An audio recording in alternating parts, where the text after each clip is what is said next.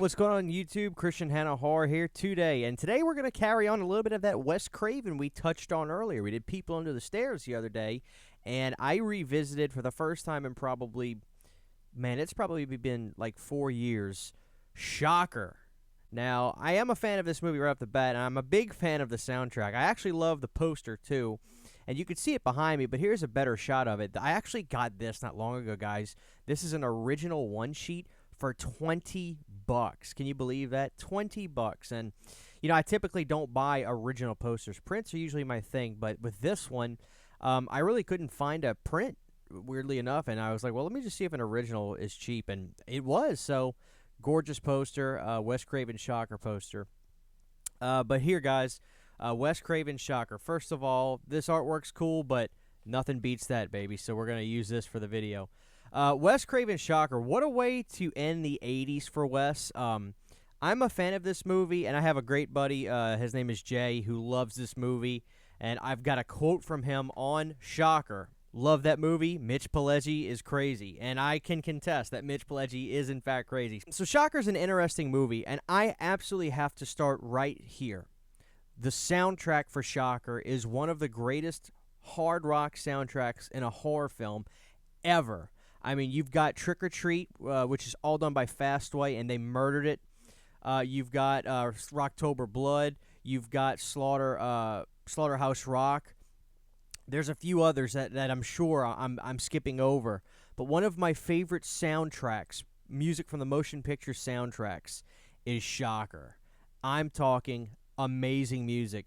You gotta love the Dudes of Wrath. Now, the Dudes of Wrath was basically the opening track of the movie of Shocker when you start to see the credits roll, and it's very Freddy Krueger-esque, where you see Horace Pinker working in his TV shop, and the music's playing. You see the Shocker logo come up, and it's all staticky like a TV, which looks great.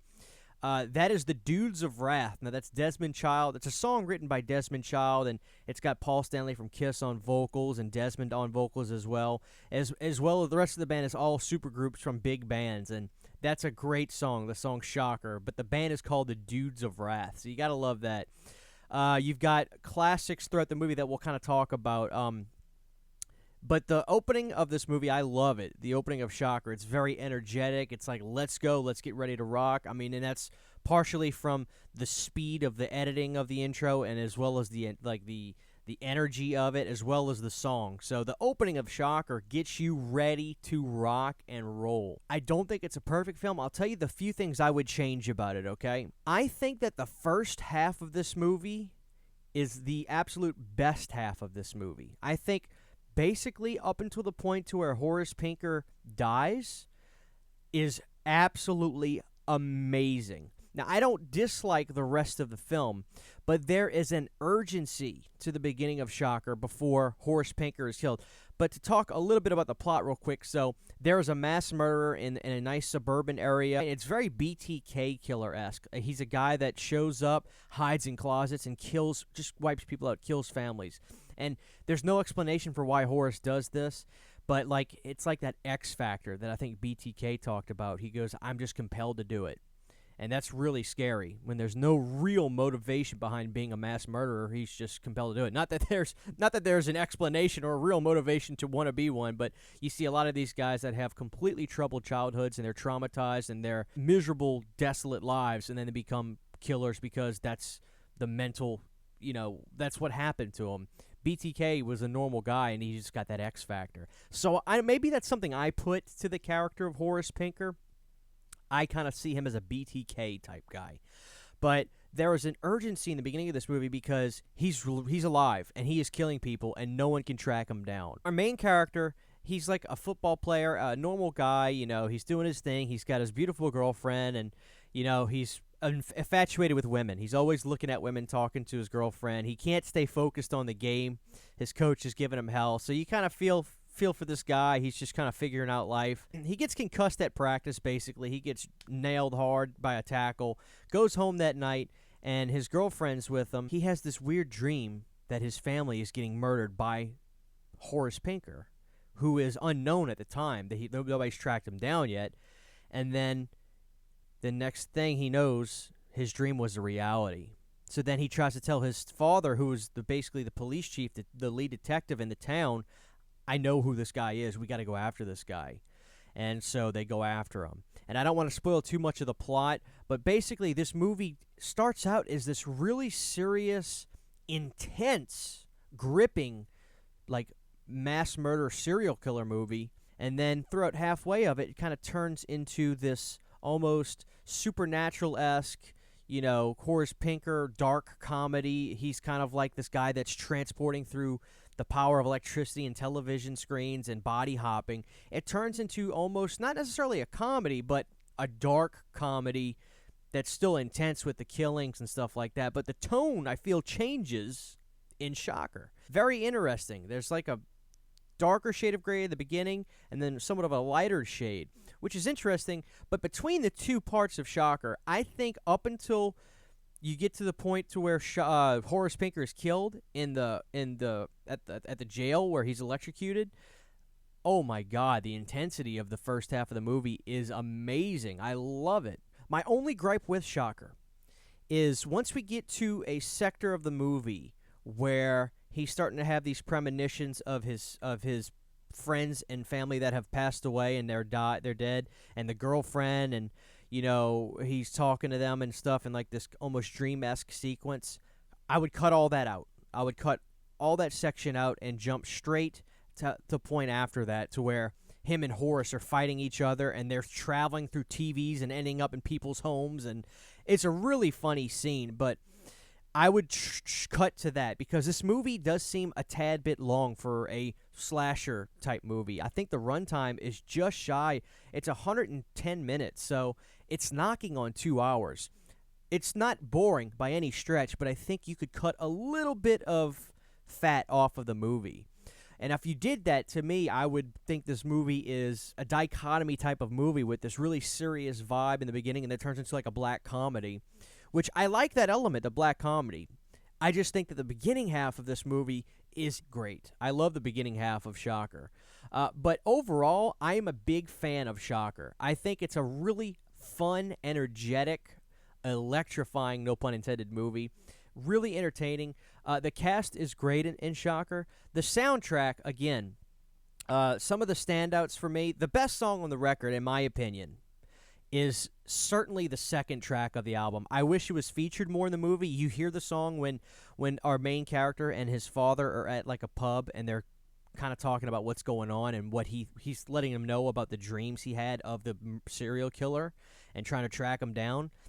There is a song called Love Transfusion and it's sang by Iggy Pop, and that is my favorite song on the album. It's track 2 on the soundtrack, Love Transfusion by Iggy Pop. Check that out when you get a second.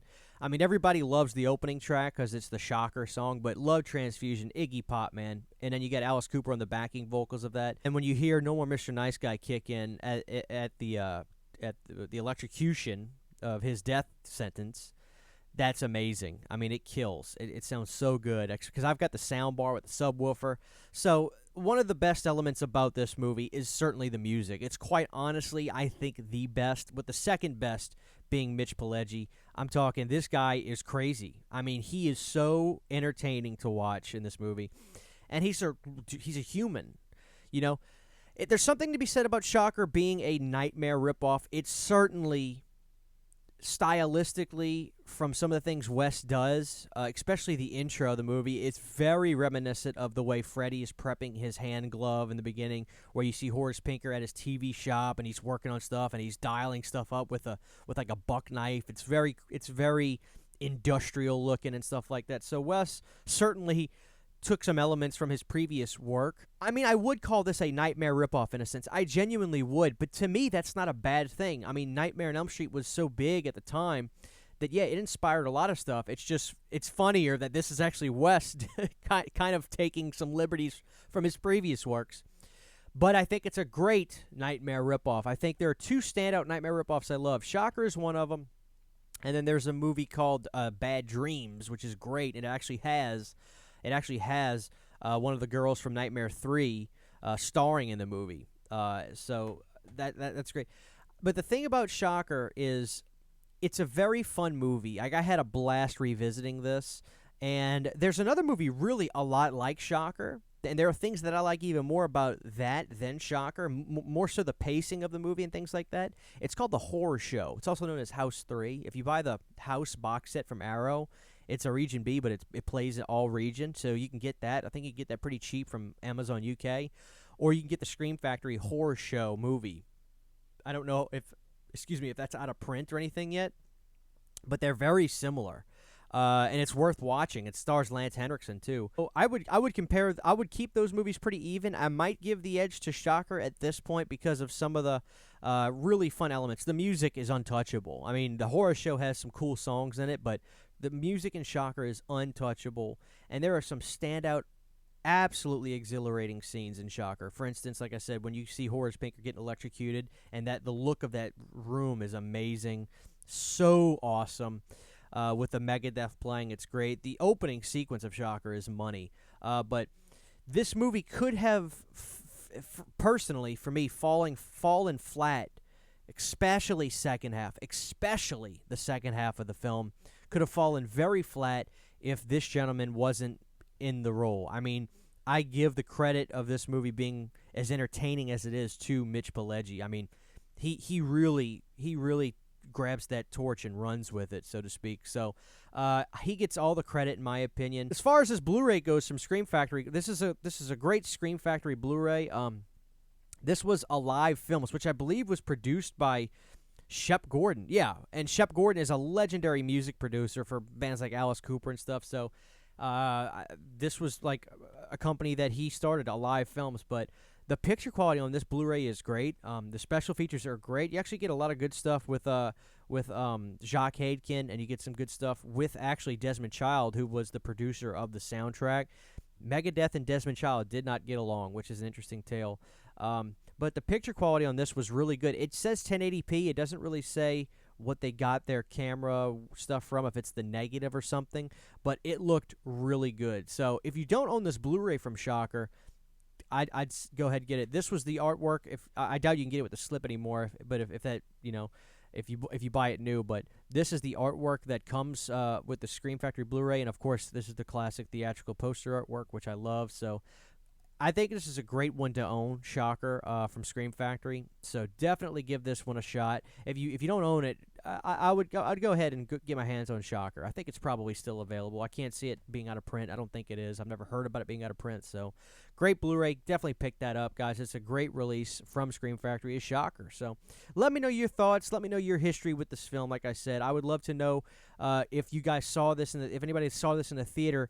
Is it as amazing as I think it would be as a theater experience with the music and all? I think it would probably be killer. But if not, get your sound systems cranked up. If you don't have a sound system, get a sound bar, because movies like this bump up big time when you hear the killer music in here. So I got to stop. I'll talk about the music all day, but Christian Hanna Horror, I give Shocker a solid B. I give it a solid B. Good film.